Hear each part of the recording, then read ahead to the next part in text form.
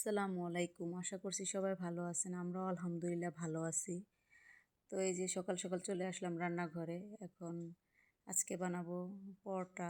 তো পরোটার জন্য এখন এক চুলায় পানি বসিয়ে দিয়েছি। আটা ফ্রাই করার জন্য আরেক চুলায় বসিয়ে দিলাম কড়াইতে দিয়ে দিলাম তেল, পেঁয়াজ এবং কাঁচামরিচ।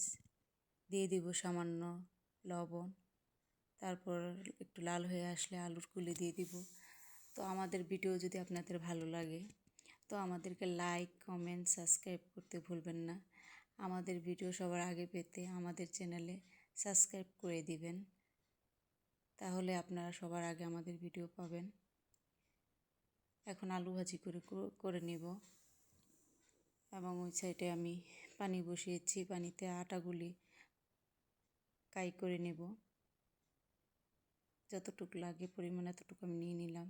আটা কাই করা হয়ে গেছে এবং ওই চুলায় আমি দুধ বসিয়ে দিয়েছি। এখন দুধ চা বানাবো। তো আটাগুলি আমি ভালো করে মথে নিব।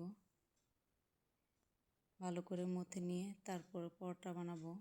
তো এইদিকে দেখেন আমার আলু ভাজি হয়ে গেছে। কি সুন্দর হয়েছে, কালারটা একটু হলুদের গুঁড়া দিয়েছিলাম। তো আমি আলু ভাজিটা নামিয়ে দিকে পরোটাগুলো বানিয়ে নিচ্ছি আস্তে আস্তে। এই যে পরোটাগুলো বানানো হয়ে গেছে। এখন আমি পরোটাগুলো ভেজে নেব। পরোটাগুলো আস্তে আস্তে সুন্দর করে লাল করে ভেজে নেব। এদিকে পাতে দিয়ে দিচ্ছি চা, আস্তে আস্তে জাল হচ্ছে। পরোটাগুলো উল্টিয়ে দিচ্ছি। এখন আস্তে আস্তে লাল লাল করে ভেজে নেব। এখন সামান্য তেল দিয়ে দিব।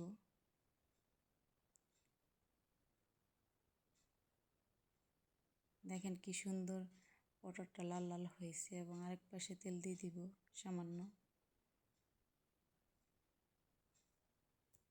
আমার পরোটাটা হয়ে গেছে। কত সুন্দর হয়েছে দেখেন। তো এইভাবে লাল লাল করে আমি সবগুলো পরোটা ভেজে নেব।